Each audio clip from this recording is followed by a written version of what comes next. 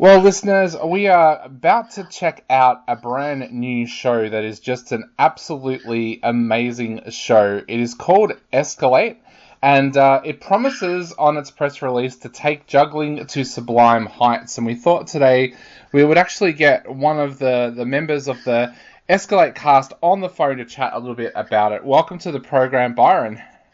G'day, thanks for having me. No worries. Now, Byron, tell us a little bit about Escalate. What can people expect to see if they head along to check out this amazing show?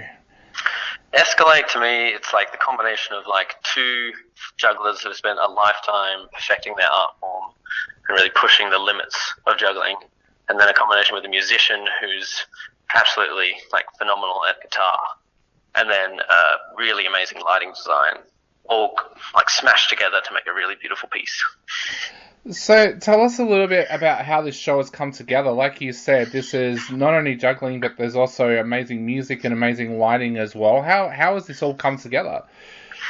Well, Richard and I, the two jugglers, we've been working together for 12 years now. We've made a few shows together, and we were set to make another show, and we decided we wanted a musician involved. So we hired a guy called Samuel Kreuzler, and he's been an absolute gem to work with. He's, got a master's in music production, and he's a phenomenal classical guitarist. And he designed all the music for the show, and it's just like he's been so good to work with that the juggling and the music have really met in the middle, and it's become this really nice, like, collaborative thing. So you mentioned that you and Richard have been juggling together for 12 years. Let's go right back to the beginning. Where did your interest in juggling first come from, and when did you realize that this was a skill that you had? My father taught me to juggle. My dad could juggle a little bit, he could juggle 3 balls, and he decided to teach me it as like a little hobby skill when I was 7. And I took a taking to it, and I did it as a hobby for a little while, where I just, would pick it up every now and again. But then when I turned 14, my best friend at the time also got into it, and he and I decided to take it really seriously, and we basically had access to a training space every evening, and we would catch a tram from school to the training space, train for 3 hours, and then come home and have dinner, and then homework and then bed. And that was kind of our life for 5 years. In that 5-year period, we started attending circus festivals and juggling conventions, and suddenly we got a bit of notoriety for our work. And then Richard then moved to Melbourne, and me, my best friend Andrew, and Richard juggled together a lot, and we were making some cool stuff together. But then my other friend Andrew actually got an injury that stopped him able to juggle anymore. But Richard and I kept going, and we made a show called Jug Life in 2014. And then the rest is kind of history. We've just been touring together since. So tell us a little bit about your travels with your tours. You've been all around the world. Tell us about some of the places that you've been to and what some of those highlights have been. Well, we launched the show actually in Melbourne for Melbourne Fringe, because we were funded with this show for Melbourne Fringe by Circus Oz and Melbourne Fringe.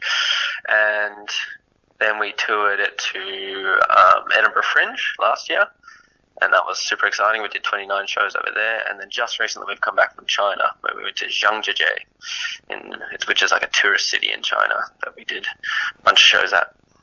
So tell us a little bit about what it was like being in China. Of course, it's not a country that everybody gets to travel to, but I know that it has an amazing art scene. So tell us a little bit about what it was like in China. Were you at a festival, or how did you go about doing the shows there? Yeah, we applied for a festival, and we were lucky enough to get it. So there was about 20 international acts coming to this festival, and we were the only ones from Australasia to be picked, which was super lucky for us, I guess. But yeah, it was the Hunan Acrobatics Arts Festival in Zhangjiajie, and we did 5 shows there, and they flew us out there, and we were in this massive theatre, and we had like a little tour bus taking us to and from the venue every day, and yeah, they treated us like gods there. And now you're taking the show after Melbourne Fringe, of course, to the USA, South America, Europe, and Taiwan. How are you feeling about taking the show over to those territories as well? Well, I was really nervous when we took it to Edinburgh last year. That was a really big opportunity for us. But I think after that one, nothing else is going to scare me quite as much. But I think the next one, the touring in America is going to be the next big challenge, because it won't be a long stay in any particular spot. It might be only a week in each spot max. So moving the show that quickly is the next challenge, I think, for us. But I'm super excited. I think, I've never been to South America, and I think we're also going to Canada at the end of that tour, so I'm very excited to go there. Definitely. Now, I know from when I was working as a youth worker, Circus Oz do some amazing things. I quite often had teenagers that came through our local council arts programs that ended up at Circus Oz doing different workshops and things like that. Tell us a little bit about how Circus Oz has helped you guys out with your careers. Well, we actually got funding for our first show as well through Circus Oz. So they have a panel of experts in our field that go and see every show, basically, and they saw our show Jug Life. And it needed a bit of extra funding to get that little bit of extra specialness out of it. And they gave us an opportunity in a festival they ran called Side Soul Festival, where they gave us a bit of money and 4 shows in their Spiegel tent back in the day. I think that was 2016 they did that, and that was really fortunate for us. So your show this time around, Escalate, is at the Circus Oz hub in Collingwood. That must feel like a bit of a coming home for you, I guess, in a sense. Yeah, I mean, I always loved performing in Melbourne. It's where I grew up. It's where Richard's lived for the past 12 years. It's where Sam, the musician, also grew up. So it's that hometown advantage. But also, yeah, Circus Oz has set up a really lovely hub this year. We're in one of the rehearsals rooms, but they've actually turned it into a beautiful theatre. I think it's going to look really amazing in there. We were doing our lighting plot today, and it's definitely looking crisp from my end. Definitely. Now, for all of the listeners out there, Escalate is on from the 9th to the 20th of October at the Circus Oz hub at 50 Perry Street in Collingwood. Now, we will have ticket information and stuff like that up on the subcultureentertainment.com website, so please check that out if you're looking to buy tickets to Escalate. But I guess, Byron, to finish off, what would you like to say to people out there who are thinking about heading along and checking out this show?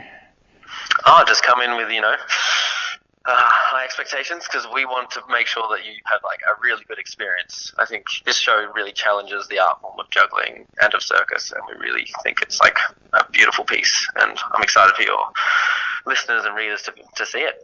Definitely. And once again, for all of our listeners out there, Escalate is on from the 9th to the 20th of October at the Circus Oz hub at 50 Perry Street in Collingwood. All of the dates, times, and ticket information are up on subcultureentertainment.com right now, so make sure you check it out.